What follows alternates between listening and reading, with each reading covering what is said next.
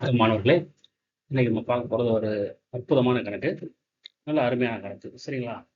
நல்லா நம்ம எந்த ஸ்டூடெண்ட்ஸும் ஈஸியாக குழம்பி போகிறதுக்கான வாய்ப்பு அதிகமுள்ள ஒரு கணக்கு. நம்ம கொஞ்சம் கவனமாக பார்ப்போம். சரி, அப்போ என்ன கொடுத்துருக்காங்க அதில் அப்படின்னு பார்ப்போமா? A helicopter rises from rest on the ground vertically upwards with a constant acceleration g.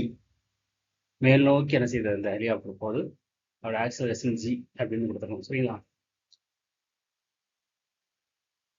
இதான் நம்ம ரெஃபரன்ஸ் ஃப்ரேம் இங்கே எடுத்துக்கிறோம். இதுலேருந்து என்ன செய்யுது, மேல் நோக்கி போகுது. சரிங்களா? மேல் நோக்கி போகிற பொழுது அந்த ஆக்சிலரேஷனை மேலேருந்து ஒரு பொருள் இங்கே ரெஃபரன்ஸ் ஆக்ஸ் எடுக்கிறோம். இதுலேருந்து என்ன செய்யுது, மேல் நோக்கி போகிற ஹைட்டு ஹச்சை நம்ம பாசிட்டிவாக எடுத்துக்கிறோம். எடுத்துக்கிட்டா இந்த மேல் நோக்கி உள்ள ஆக்சிலரேஷன் ப்ளஸ் ஜீன் எடுக்கணும். கீழ் நோக்கி உள்ள ஆக்சிலரேஷன் வந்து மைனஸ் ஜீன் எடுக்கணும். ரொம்ப ரொம்ப முக்கியம். சரிங்களா? இந்த பாயிண்ட் ரொம்ப ரொம்ப முக்கியமான பாயிண்ட். இது தெரிஞ்சால் தான் நம்ம இந்த கணக்கில் என்ன செய்யணும், தப்பு இல்லாமல் போட முடியும். ஒரு பொருள் மேல் நோக்கி போய்கிட்டு இருக்கு. அப்போ இங்கேருந்து என்ன செய்யுது, ஹச் பாசிட்டிவ் அப்படியே கூட்டிகிட்டே இருக்கும். சப்போஸ் இந்த ஒரு பர்டிகுலர் பாயிண்ட்ல மேல் நோக்கி இருக்கக்கூடிய ஆக்சிலரேஷன் வந்து ப்ளஸ் ஜி, கீழ் நோக்கி இருக்கக்கூடிய ஆக்சிலரேஷன் வந்து மைனஸ் ஜி. இதை நம்ம மறக்கக்கூடாது. சரிங்களா? A food packet is dropped from the helicopter when it is height is h. Height வந்து h கொடுத்தாங்க. இதான் ஃபுட் பாக்கெட்னு வச்சுக்கோங்களேன். இந்த ஹெலிகாப்டர்ல மேல் நோக்கி இருக்கக்கூடிய ஆக்சலரேஷன் ப்ளஸ் ஜி, கீழ் நோக்கி இருக்கக்கூடிய ஆக்சலரேஷன் மைனஸ் ஜி. இதை மறக்கக்கூடாது. சரிங்களா? The time taken by the packet to reach the ground is close to அப்படி கேட்கலாம். டைம் எவ்வளோ நேரம் எடுக்கும், ஸோ தட் இந்த ஃபுட் பாக்கெட் வந்து கீழே வந்து மக்களுக்கு கிடைக்கும்.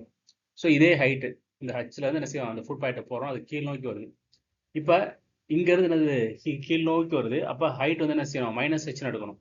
மேலேருந்து கீழே வர்றதுனால இந்த ஹைட்டை என்ன செய்யணும், மைனஸ் ஹெச்னு எடுக்கணும். ஏன்னா இங்கே இதை ரெஃபரன்ஸ் பிரேமாக வச்சுக்கிட்டு கீழேருந்து மேல் நோக்கி போகிறப்ப ஹைட் வந்து ப்ளஸ் ஹெச்னு எடுத்திருக்கேன். அப்போ இந்த இடத்துல இருந்து கீழே வரப்போ அந்த ஹைட் வந்து மைனஸ் ஹெச்னு எடுக்கணும்.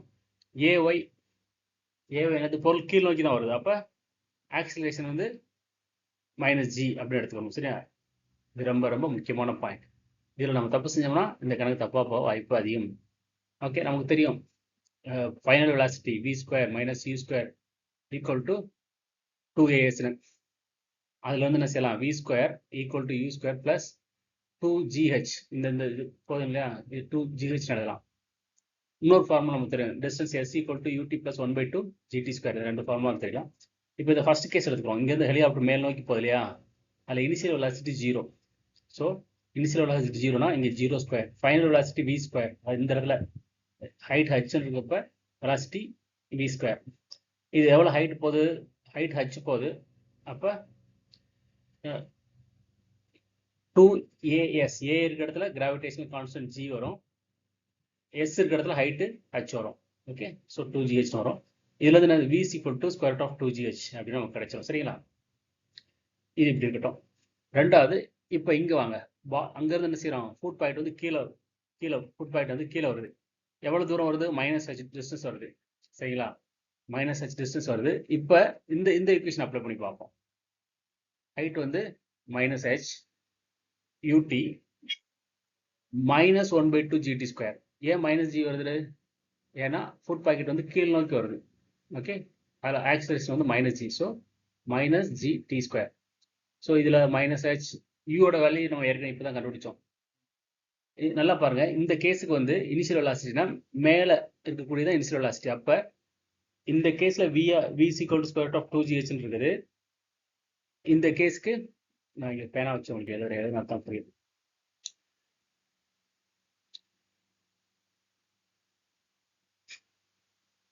இவ்வளோ உயரம் வந்துட்டு நம்ம ஏற்கனவே வந்துருவோம். v ஈக்குவல் டு, கலரை வேற யூஸ் பண்ணுவோம்.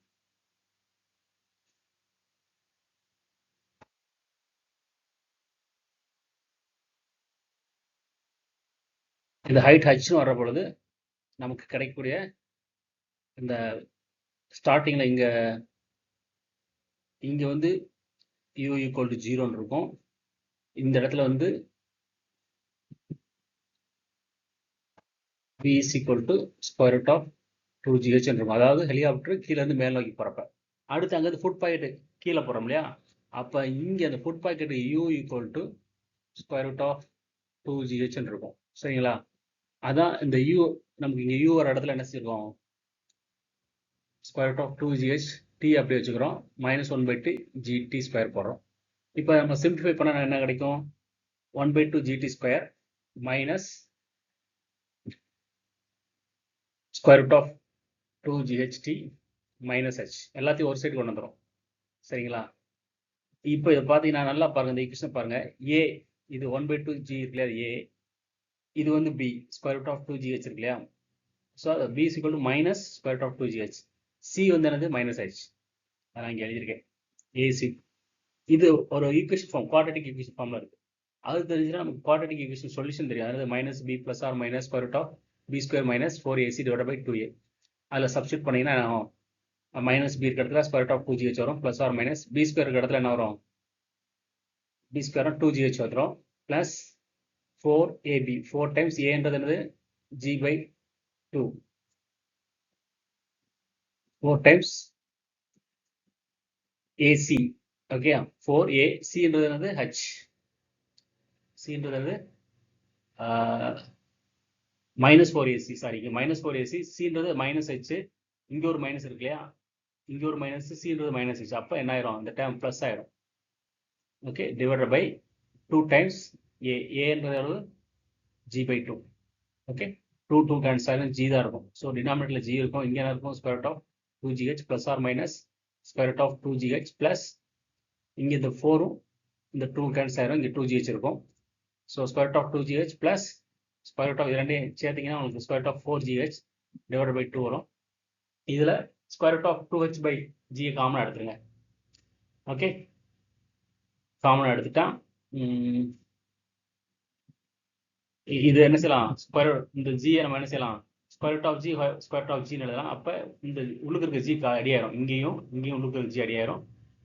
கீழே மட்டும் என்ன செய்யும்? ஸ்கொயர் ரூட்ல ஒரு G வரும். So square root of 2H by G வரும். ஸோ இந்த டேர்ம் வந்து 1 ரீப்ளேஸ் பண்ணலாம். இது என்ன செய்யலாம்? ஸ்கொயர் ரூட் ஆஃப் 4 இருக்கும், அது இது என்ன செய்யலாம்? ஸ்கொயர் ரூட் ஆஃப் 2 ரீப்ளேஸ் பண்ணலாம்.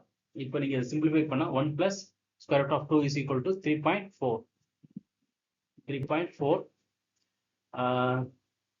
இங்கே என்ன இருக்கு?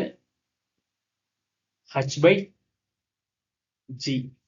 ஓகே, இதை நீங்கள் சிம்பிளிஃபை பண்ணால் 1.4 plus 1 3.4 square root of I think here 2H by G வரும். yeah, 2H is missing. I think 2H by G வரும். okay, 3.4 square root of 2H by G வரும். okay, அவ்வளவுதான் ஆன்சர்.